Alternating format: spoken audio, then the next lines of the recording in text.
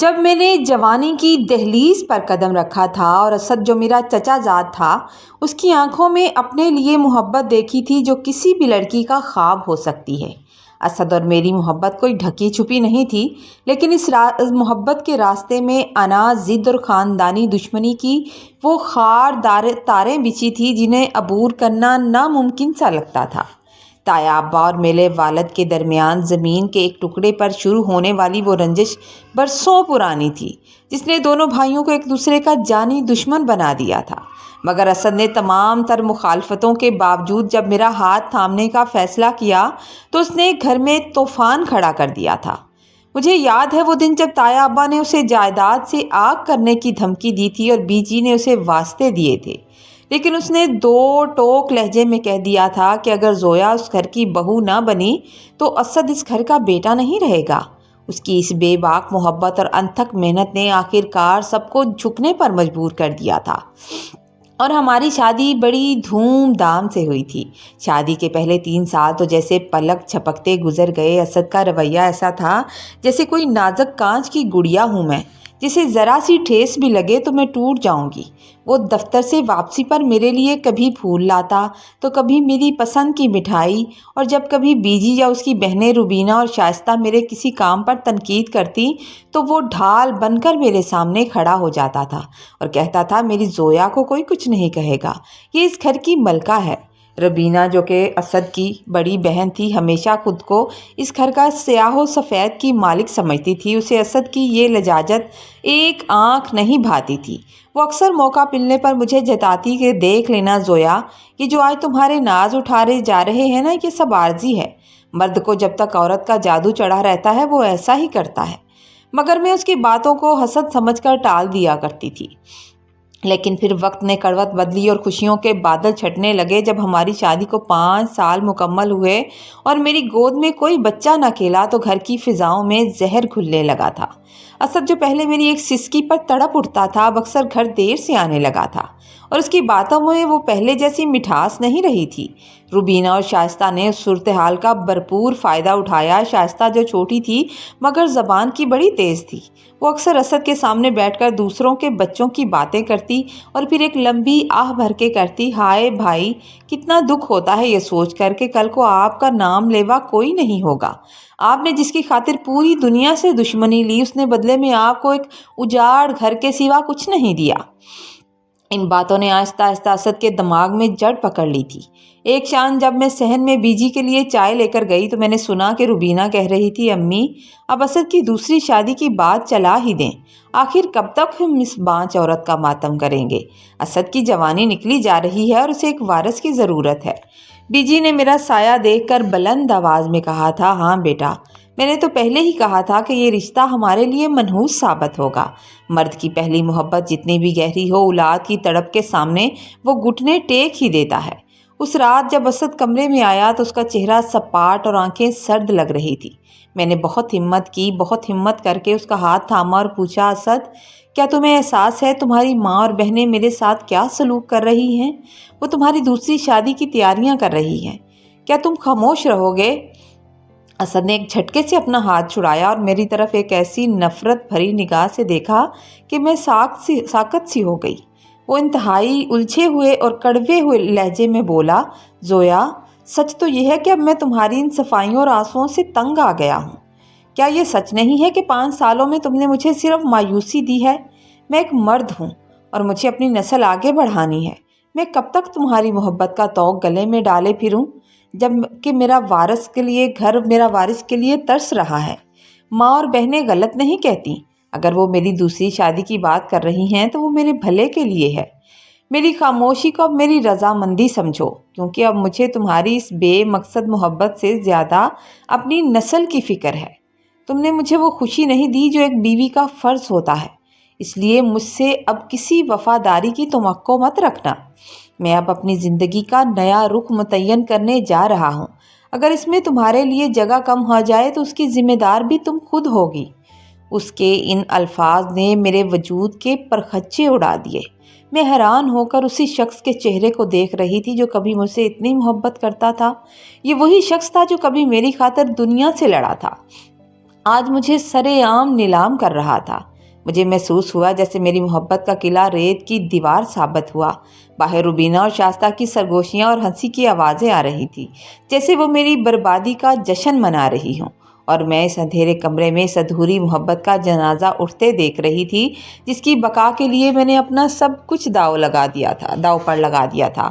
اب اس گھر میں میری حیثیت ایک بوجھ کی سی تھی جسے سب جلد از جلد اتار پھینکنا چاہتے تھے، اور میرا اسد اب میرا نہیں رہا تھا۔ جب اسد کی دوسری شادی کے کارڈ چھپ گئے اور گھر کے صحن میں شامیانے لگنے لگے تو مجھے محسوس ہوا جیسے میری 5 سالہ محبت کی قبر کھودی جا رہی ہو۔ بی جی اور میری دونوں نندیں روبینہ اور شائستہ نے مجھے نظر انداز کرنا شروع کر دیا تھا اور گھر کے ہر مشورے سے مجھے باہر کر دیا تھا۔ جب میری برداشت کا پیمانہ لبریز ہوا اور گھر میں تلخیاں حد سے بڑھ گئی تو میں ایک ٹوٹے ہوئے وجود کے ساتھ اپنا مختصر سا سامان لے کر خود ہی اپنے بھائی کے گھر چلی گئی۔ وہاں شروع کے چند دن تو خیریت سے گزرے، لیکن جلد ہی مجھے احساس ہوا کہ شادی شدہ بیٹی اگر پلٹ کر مائکے آ جائے تو وہ سب کی آنکھوں میں کھٹکنے لگتی ہے۔ میری بوڑھی ماں میرے سر پر ہاتھ رکھ کر روتی اور مجھے تسلی دینے کے لیے محلے کے مختلف دم والے باباؤں اور حکیموں کے پاس لے جاتی کہ شاید کوئی معجزہ ہو جائے اور اسد کا دل بدل جائے۔ لیکن ایک شام جب میں کچن میں بھابھی کا ہاتھ بٹا رہی تھی تو انہوں نے انتہائی سپاٹ اور 2 ٹوک لہجے میں مجھ سے کہا، زویا، اب ان دعاؤں اور دواؤں پر پیسے اور وقت ضائع کرنا چھوڑ دو۔ اسد نے صحرا باندھ لیا ہے، وہ اپنی نئی زندگی میں مگن ہو گیا ہے۔ دیکھو بھائی، تمہارا اپنا خون ہے، وہ تمہیں کبھی گھر سے نہیں نکالے گا، لیکن ہمیں اپنی چادر دیکھ کر پھاؤں پھیلانے پڑتے ہیں۔ اب اماں کی دوائیں ہیں، بچوں کی فیسیں ہیں اور مہنگائی کا دور ہے۔ بھائی اکیلا کتنا بوجھ اٹھائے گا؟ تم ایک سمجھدار عورت ہو، تمہیں چاہیے کہ صبر کرو اور اپنے سسرال واپس چلی جاؤ، چاہے وہاں تمہیں ایک کونے میں کیوں نہ رہنا پڑے، وہ تمہارا اپنا گھر ہے۔ کیونکہ بھائیوں کے گھر میں بہنیں صرف مہمان اچھی لگتی ہیں، بوجھ بن کر اچھی نہیں لگتی۔ بھابھی کے ان الفاظ نے میری غیرت کو جھنجھوڑ دیا تھا اور میں نے نم آنکھوں کے ساتھ دوبارہ اپنا بیگ سمیٹا تھا اور اسد کے اس گھر کی طرف چل پڑی تھی جہاں اب سحر اس کی نئی نویلی دلہن ملکہ بن کر آ چکی تھی۔ جب میں واپس پہنچی تو بی جی نے دروازے پر ہی مجھے تانا دے دیا، دیکھ لیا، کوئی بھی بانجھ عورت کا بوجھ اتنی دیر نہیں اٹھاتا۔ مگر اسد نے میری بے بس صورت دیکھی تو اسے مجھ پر تھوڑا ترس آ گیا۔ اس کے چہرے پر اب وہ پرانی محبت یا فکر تو نہیں تھی جو کبھی میری کائنات ہوا کرتی تھی، بس ایک ہمدردی تھی۔ اس نے بی جی کو ٹوکتے ہوئے کہا، اماں بس کریں، زویا کا بھی اس گھر پر حق ہے، اسے یہیں رہنے دے۔ اسد کے اس جملے نے مجھے تھوڑا سہارا دیا تھا، لیکن اب اس کی زندگی کا مرکز صرف سحر تھی، جو کہ عمر میں مجھ سے کافی چھوٹی اور انتہائی درجے کی چالاک اور جدید ذہن کی لڑکی تھی۔ وہ سارا دن بناؤ سنگھار میں رہتی اور اسد کو اپنی باتوں کے جادو میں ایسا جکڑ لیتی کہ اسے میرے کھانے اور میری موجودگی کا ہوش تک نہیں رہتا تھا۔ تاہم کبھی بھی اب جب سحر اپنے کمرے میں مصروف ہوتی تو اسد محض ایک انسانی ہمدردی اور ترس کے تحت میرے کمرے کا چکر لگاتا تھا۔ وہ چند لمحوں کے لیے بیٹھتا اور سرسری سے پوچھتا، سویا، تمہارا حال کیا ہے؟ اس کی نظروں میں اب وہ پرانی تڑپ نہیں تھی بلکہ ایک اجنبیت تھی۔ لیکن جیسے ہی سحر کو خبر ہوتی کہ اسد میرے کمرے میں گیا ہے، وہ پورے گھر کو سر پر اٹھا لیتی تھی۔ وہ غصے سے چیختی اور اسد کو طعنے دیتی کہ تم اس بیکار عورت کے پاس کیوں چلے جاتے ہو؟ کیا میں تمہارے لیے کافی نہیں ہوں؟ اسد اسے منانے کے لیے میرے کمرے سے فوراً نکل جاتا تھا اور سحر اس بات کو بنیاد بنا کر اسد کو مجھ سے مزید دور کرنے کے نئے جال بنتی رہتی تھی۔ سحر نے ایک خفیہ موبائل بھی رکھا ہوا تھا جس پر وہ گھنٹوں کسی غیر مرد سے باتیں کرتی تھی۔ ایک بار اسد نے اسے رنگے ہاتھوں پکڑا اور گھر میں بڑا ہنگامہ ہوا تھا۔ وہ روٹھ کر مائکے چلی گئی اور دعویٰ کیا کہ تم مجھے وقت نہیں دیتے اور اپنی پہلی بیوی پر ترس کھاتے رہتے ہو۔ اسد اور بی جی نے اس کی منتیں کیں اور اسے منا کر واپس لائے، جس کے بعد سحر کے تیور مزید بگڑ گئے تھے۔ اس نے اب مجھ پر حکم چلانا شروع کر دیا تھا اور گھر کے تمام بھاری کام، صفائی اور برتن مجھ پر ڈال دیے تھے۔ رمضان کا مبارک مہینہ شروع ہوا تو میں نے تہیہ کر لیا کہ میں اب اپنے رب کو منا کر رہوں گی۔ میں نے اس چلچلاتی دھوپ اور سخت نکاہت میں بھی تمام روزے رکھے۔ سحر اور نندیں سارا دن اے سی والے کمرے میں آرام کرتی اور میں سحری سے افطاری تک اکیلے کچن کے چولہے کے سامنے جلتی رہتی۔ میرا جسم کمزوری سے کانپ رہا تھا مگر میری روح پر امید تھی۔ جب رمضان کا آخری روزہ تھا اور باہر چاند رات کی خوشیاں منائی جا رہی تھی، میں نے عشاء کی نماز کے بعد اپنا مصلی بچھایا اور سجدے میں گر کر پھوٹ پھوٹ کر رو دی تھی۔ میں نے گڑ گڑا کر دعا مانگی، اے میرے اللہ، میں نے تیرے نام کے سارے روزے رکھے ہیں، میں نے ہر طعنہ اور ہر زیادتی تیری خاطر برداشت کی ہے۔ آج عید کی رات ہے، سب لوگ خوشیاں منا رہے ہیں، تو مجھے عیدی میں اولاد عطا کر دے، مجھے اس بانجھ پن کے طعنے سے نجات دے دے میرے مولا۔ اگر تو نے مجھے اس عیدی سے محروم رکھا تو میں ٹوٹ جاؤں گی۔ میں نے دیر تک سر سجدے سے نہیں اٹھایا تھا، یہاں تک کہ میری ہچکیاں بندھ گئی تھی۔ عید گزرے ابھی ایک ہفتہ ہی ہوا تھا کہ میری طبیعت میں عجیب سی تبدیلی آنے لگی تھی۔ مجھے شدید متلی اور چکر محسوس ہونے لگے۔ ایک دن جب میرے بھائی اور بھابھی مجھے عیدی دینے اور میرا حال چال پوچھنے آئے تو انہوں نے میری زرد رنگت اور کمزوری دیکھ کر تشویش ظاہر کی تھی۔ انہوں نے ڈھکے چھپے الفاظ میں اسد سے کہا، اسد، اسے ڈاکٹر کے پاس لے جاؤ، اس کی حالت ٹھیک نہیں لگتی۔ مگر سحر فوراً بیچ میں بولی اور زہریلے لہجے میں بولی، یہ سب کام چوری کے بہانے ہیں تاکہ اسے کچن میں نہ جانا پڑے۔ اسد، آپ کو میرے ساتھ شاپنگ پر جانا ہے، اسے چھوڑیں۔ اسد نے سحر کی چپ چاپ بات مان لی اور مجھ پر ایک آخری ترس بھری نظر ڈال کر اسے لے کر چلا گیا تھا۔ لیکن میرے بھائی سے میری یہ حالت نہیں دیکھی گئی۔ وہ زبردستی مجھے ہاسپٹل لے گیا۔ وہاں جب ٹیسٹ کی رپورٹ آئی تو ڈاکٹر نے مسکرا کر میرے بھائی سے کہا کہ مبارک ہو، آپ کی بہن ماں بننے والی ہے، اللہ تعالیٰ نے ان کی دعا سن لی ہے۔ یہ سن کر میرے بھائی کی آنکھوں سے خوشی کے آنسو چھلک رہے تھے۔ اس نے مجھے گلے سے لگایا اور مجھے بھی ایسا لگا جیسے کائنات کی تمام خوشیاں میری جھولی میں ڈال دی گئی ہیں۔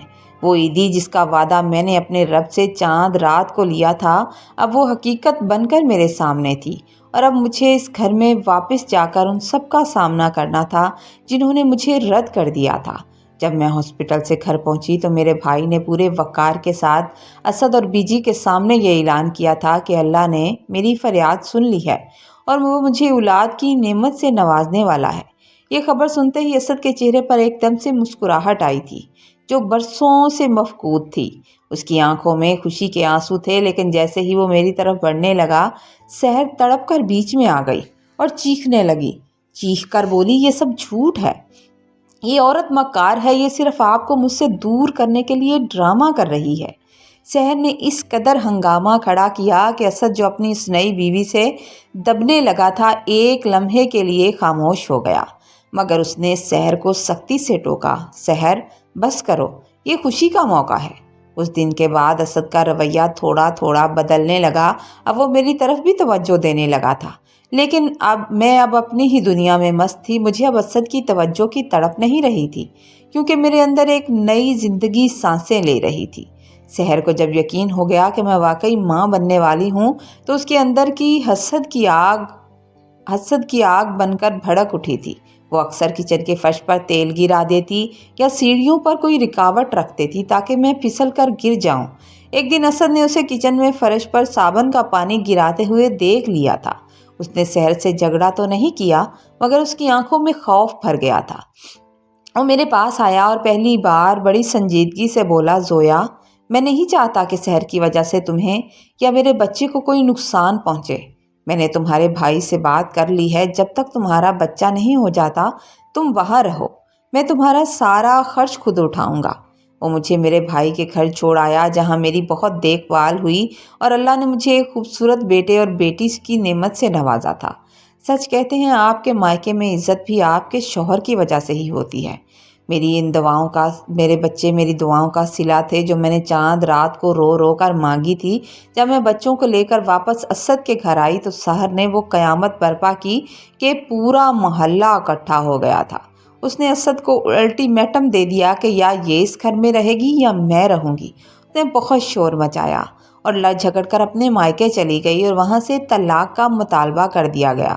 اسد نے بہت کوشش کی مگر سحر کی بدزبانی اور اس کے خفیہ موبائل والے قصے جب دوبارہ سر اٹھانے لگے تو اسد نے اسے طلاق دے دی۔ अब اسد پورے وقت میرے اور میرے بچوں کے گرد گھومتا ہے۔ وہ مجھے وہی پرانی محبت دینے کی کوشش کرتا ہے۔ کبھی کبھی وہ میرے پاس بیٹھ کر کہتا ہے، زویا تم اب پہلے جیسی نہیں رہی، تم بدل گئی ہو۔